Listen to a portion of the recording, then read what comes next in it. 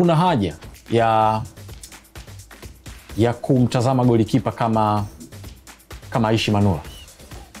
Haja ipo kubwa sana. Unajua kilichomuondoa Manula kwenye ushindani ni masuala ya nje ya uwanja kuliko masuala ya ndani ya uwanja. Kwa Simba na Azam zote na masuala nje ya uwanja. No, sababu Azam pia kwa Azam nafikiri kilichomuathiri ni kwamba wakati wa maandalizi ya kikosi yeye alikuwa yuko Chani. Manake Foba alikuwa anafanya mazoezi na mwalimu. Lakini Fofana mbona alikuja baadaye? Yes, Fofana ni faida zaidi kwa mwalimu kwa sababu mwalimu anamfahamu na alikuwa anafanya naye kazi. Kwa hiyo mwalimu anamfahamu Fofana wakiwa wote Al Hilal. Amemwona Foba kwenye pre-season, lakini Aishi Manula hajamuona sehemu yoyote. Sio kaeleka vizuri. Maana yake yeye hajamuona na Simba. No, sasa hiyo ni history. Mwalimu anaangalia the current form. Kwa hiyo anamfahamu Fofana, anamuona Foba, alikuwa kwenye pre-season yote alikuwa Foba. Basi kama hoja ni current form sasa. Hatuna haja ya kwenda naye. Yes, maana yangu ni nini? Mwalimu wa Azam ili aweze kumwamini Manula inabidi aanze sasa kuangalia mazoezi zaidi ya kile anachokifanya mazoezini. Lakini tayari ashapata trust ya magolikipa wawili. Maana yake anakuwa ni chaguo la tatu kwa sababu hakuonekana kwenye majukumu yale makubwa. Lakini ukiachana na hiyo, Aishi Manula nadhani wakati wake wa kwenda Azam aliamini kwamba yeye angekuepo pale, tena angekuepo Foba. Hakufahamu kama kutakuwa kuna usajili mwingine wa Fofana. Maana yake unapomchukua Fofana, una Aishi Manula, una great goalkeepers wawili kwenye eneo moja. Je, mwalimu ataanza kukufikiria wewe ambaye hajakuona kwa muda kadhaa ukicheza kuliko ambaye alikuwa naye kwenye timu aliyotoka? So hilo pia linakuwa ni swali jingine. Nafikiri kwa maslahi ya taifa sasa, Azam wanaweza wakafanya jambo moja, wakamtoa Aishi Manula kwa mkopo kwenye timu nyingine katika dirisha hili dogo. Ili aende akaonyesha alichonacho. Ili walimu wa timu ya taifa waweze sasa kuona kabisa kwamba huyu anafaa kwenda au hafai kwenda. Kwa tushatokaga huko.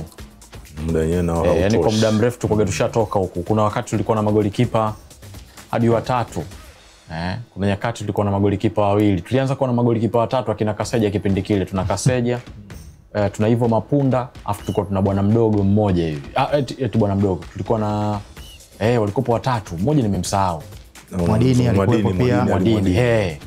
Alafu akaongezekaga yule alikuwa Dida aliongezeka. Baadaye tunaenda nao. Baadaye tukawa tena tuna magolikipa wawili elite kabisa, wote wanatoka Simba. Aishi Manula, Beno Kakolanya. Wote wanatoka Simba.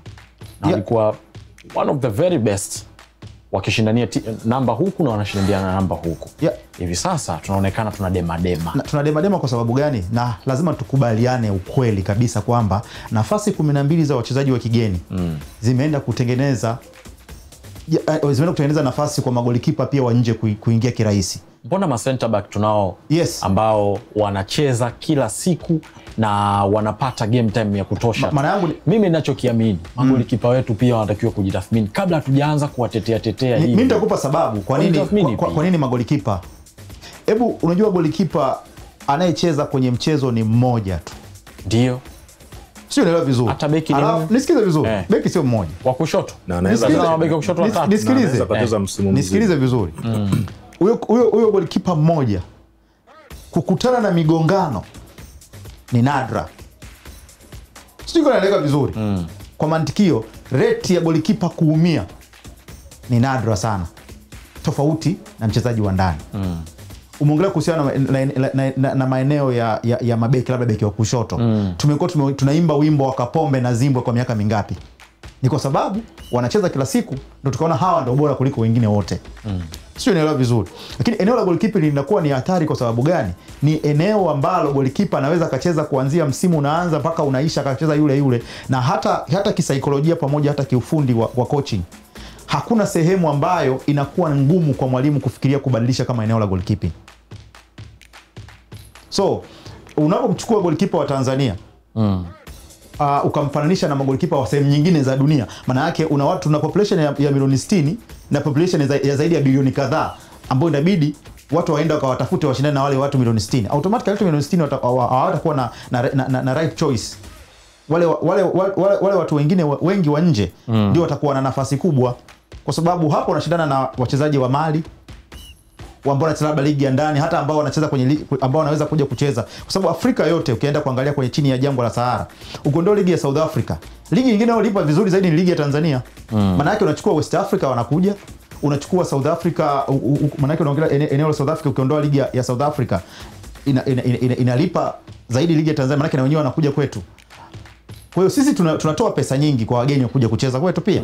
Kwa hiyo kila kipaji kinatamani kuja kucheza ligi ya wapi? Ya Tanzania. Lakini sport ni ile ile moja. Kwa mfano Yanga, ukienda kumwangalia Msheri alivyokuwa yuko Mtibwa, alikuwa ni promising.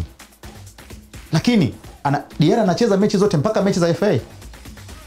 Si unaelewa vizuri. Ile bench ambalo anakaa Msheri halimfanya akawa bora. Linamfanya anazidi kuwa dhaifu, kwa sababu golikipa anategemea reflex action. Anahitaji ile reflexes, kwamba mpira umepigwa kusense na mwili wake kwenda kuondoa ile hatari. Ni kitu ambacho inabidi kiwe kwenye fingertips, na kinapatikana kwa namna ambavyo golikipa anafanya nini? Anacheza mara kwa mara. Sasa golikipa amekaa pale kwa misimu 3-4, yuko bench. Unategemea atakuja kuwa bora? Sahau, maana yake yule anapotea. The same thing kwa Komeni. Alikuwa bora ndio maana Yanga wakamchukua. Lakini anakaa kila siku bench, hawezi kuwa bora. Chaguo la tatu tena sasa. Sio anaeleka vizuri. Na ukienda kuangalia pia kwenye hizi records, utagundua kabisa kwamba magolikipa wengi wa Tanzania wanakufa kifo hicho. Kwenye zile timu ndogo haziwezi kuwapatia fedha za kutosha. Kwa hiyo watakuja kwenye hizi timu kubwa. Na hizi timu kubwa zinachukulia ushindani wa African standard, wakati wao bado ni wachanga.